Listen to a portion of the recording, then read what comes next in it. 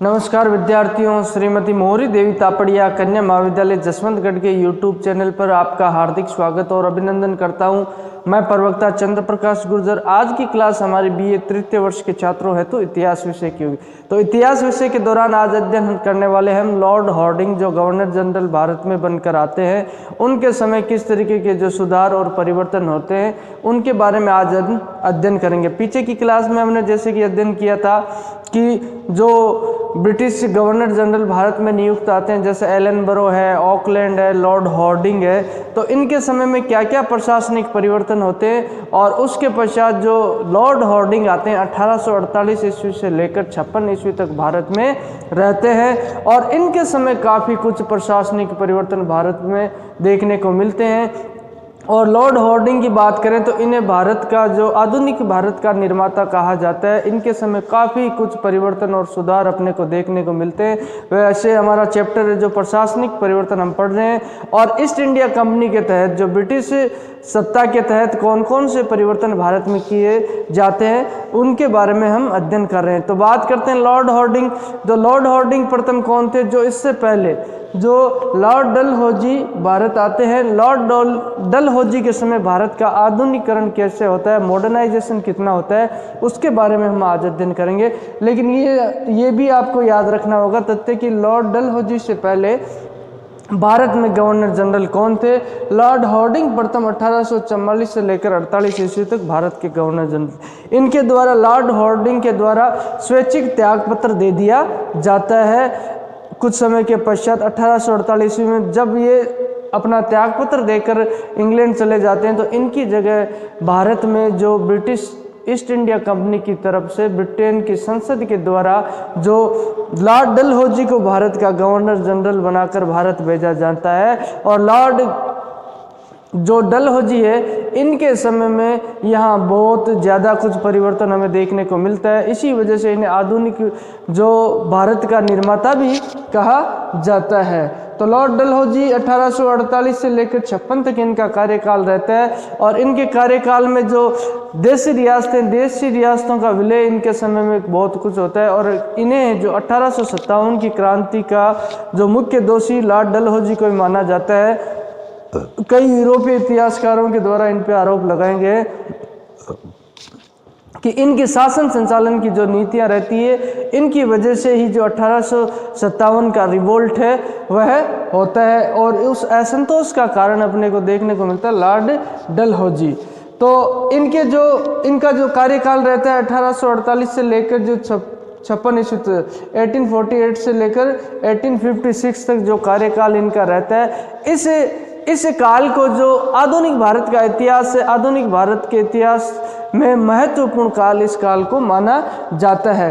अब देखते हैं डलहौजी की जो उपलब्धियां, मुख्य दो उपलब्धियां मानी जाती है।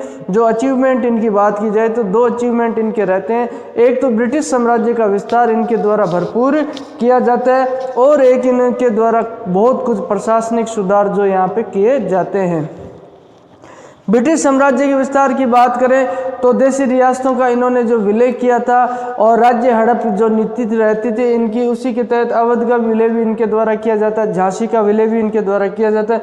अगर बात की जाए तो इनके समय में सतारा है, जेतपुर है, संभल है, बघाट है, उदयपुर है, झांसी, नागपुर, अवध, इन जो देशी रियासतों का जो ब्रिटिश शासन, जो ब्रिटिश क्षेत्राधिकार है ईस्ट इंडिया कंपनी है, उसमें जो इन्हें शामिल कर लिया जाता है। जो हमें विस्तृत रूप से आगे पढ़ेंगे इनके द्वारा कौन कौन से जो देशी रियासतों का जो विलय कर लिया जाए। 1856 की बात करें तो अवध के नवाब पे कुशासन का आरोप लगाकर इनके द्वारा जो उसका विलय कर लिया जाता है। और 1857 क्रांति में जो झांसी की रानी होती है, झांसी जो रियासत होती है, उसका भी विलय इनके द्वारा कर लिया जाता है। इसी वजह से जो इन्हें 1857 की क्रांति का दोषी माना जाता है यूरोपीय इतिहासकारों के अनुसार। तो इस तरीके से साम्राज्य विस्तार इनके द्वारा खूब किया जाता है। अब बात करते हैं प्रशासनिक सुधार। प्रशासनिक सुधार भी इनके द्वारा जब खूब किए जाते हैं और इनके द्वारा कई तरह के जो प्रांत है, जो ब्रिटिश शासित प्रांत है, उनमें कई नियमावली इनके द्वारा बनाई जाती है, कई कमिश्नरों की नियुक्ति की जाती है, जिला कलेक्टरों की नियुक्ति की जाती है और उनके जो कर्तव्य निर्धारित इनके द्वारा किए जाते हैं। तो अब बात करते हैं 19वीं शताब्दी में जब लॉर्ड डलहौजी भारत के गवर्नर जनरल बनकर आते हैं। यहाँ पे जो ईस्ट इंडिया कंपनी की बात की जाए तो वह काफ़ी जो सुदृढ़ हो जाती है और व्यापारिक दृष्टि से भी काफ़ी उन्नत रहती है और उसकी आर्थिक स्थिति भी यहाँ काफ़ी मजबूत हो जाती है। 19वीं शताब्दी की बात करें तो उसी समय के दौरान आपने जो औद्योगिक क्रांति भी पढ़ी होगी, कहीं पर औद्योगिक क्रांति की बात जो अपने वर्ल्ड हिस्ट्री के तहत हम पढ़ेंगे। तो उस समय बात की जाए यूरोपीय कंट्रियों में नए नए आविष्कार हो रहे थे और वहाँ रेल का भी आविष्कार हो सकता और कई तरह के इंजन के आविष्कार हो गए।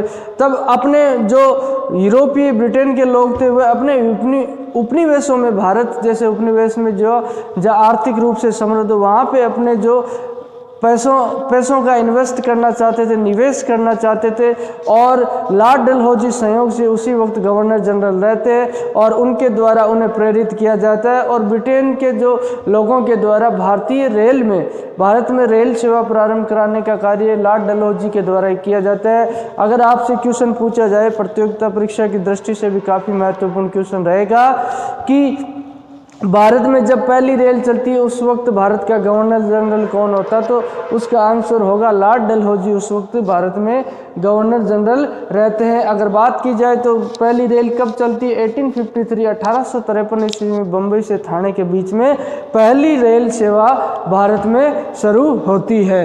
तो जिस तरीके से जो बात की जाए 19वीं शताब्दी में यूरोप में वैज्ञानिक और जो तकनीकी प्रगति है, टेक्नोलॉजी है, वो काफ़ी डेवलप हो रखी थी और उसी वजह से भारत में भी जो ये उपनिवेश होने के नाते यूरोपीय लोगों ने अच्छा खासा निवेश किया और भारत में जो रेल सेवाएं, डाक सेवाएं हैं, तार सेवाएं हैं और कई जो तकनीकी इनके द्वारा औद्योगिक तकनीकी जो औद्योगिकरण यहाँ भारत का किया जाता है और भारत के आधुनिकीकरण में इस तरीके से लॉर्ड डलहौजी का महत्वपूर्ण योगदान देखने को मिलता है।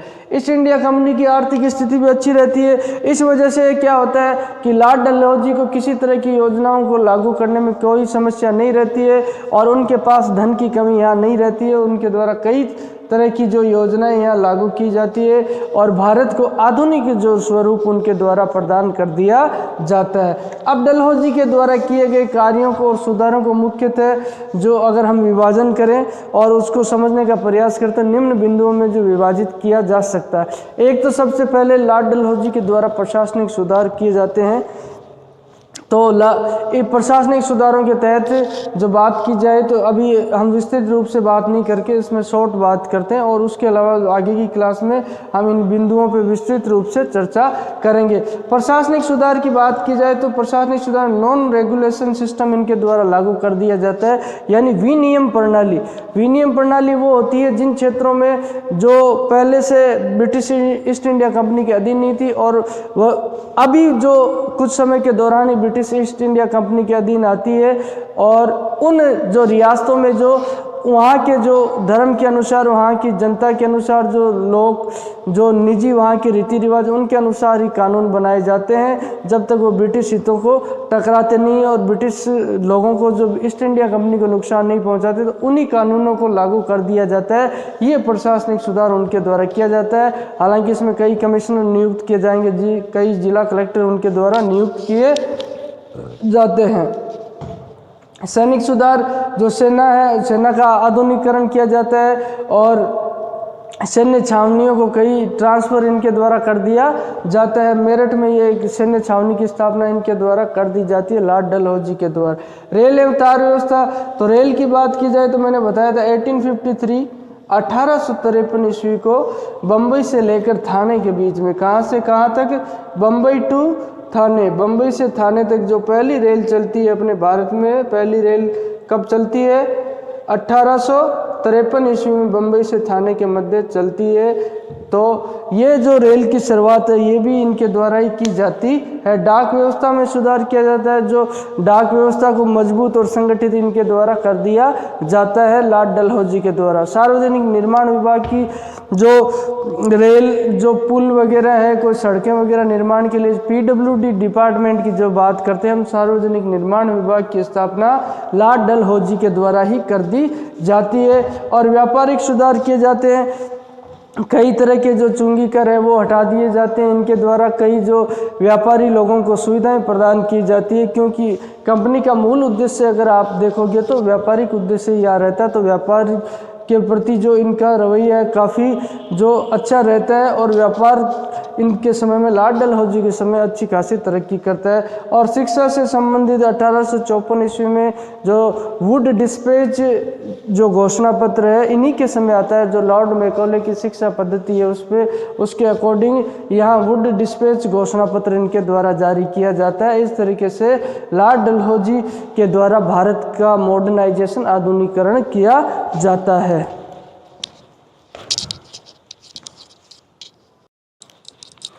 तो विद्यार्थियों, आज की क्लास में हमने भारत में जो गवर्नर जनरल लॉर्ड हार्डिंग के पश्चात जो गवर्नर जनरल बनकर आते हैं लॉर्ड डलहौजी, उनके द्वारा क्या क्या कार्य किए जाते हैं, क्या क्या सुधार किए जाते हैं, क्या क्या प्रशासनिक सुधार किए जाते हैं और किस तरीके से भारत का आधुनिकीकरण किया जाता है, उसके बारे में जाना है। और उसको विस्तृत रूप से हम जो नेक्स्ट क्लास में पढ़ेंगे।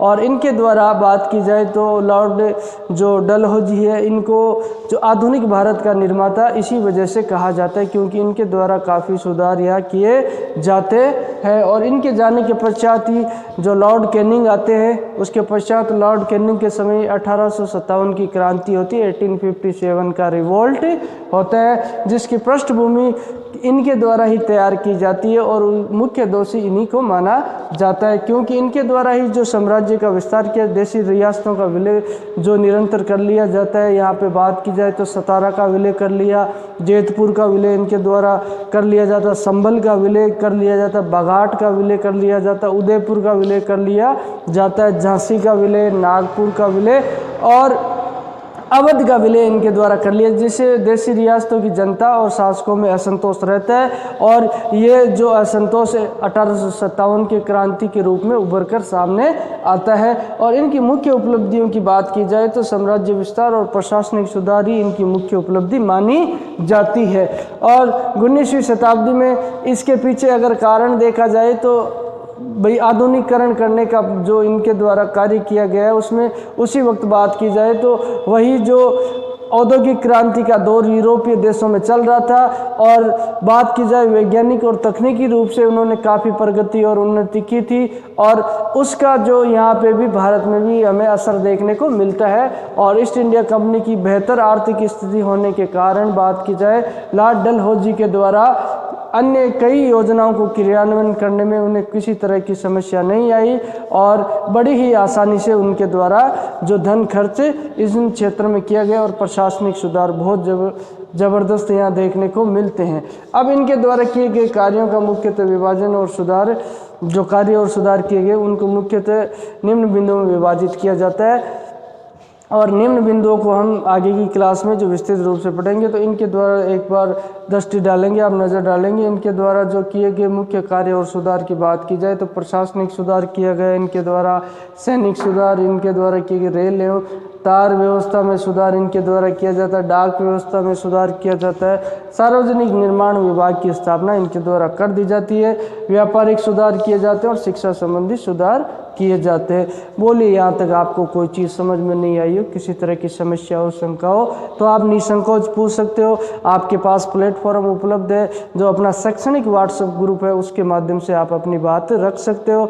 और आपके जो भी सुझाव है वो सुझाव भी आमंत्रित है, आप अपने सुझाव भी दे सकते हो। किसी भी चीज़ को आप विस्तृत रूप से जानना चाहते हो या उसके बारे में अन्य कोई जानकारी चाहते हो, निसंकोच पूछ सकते हो।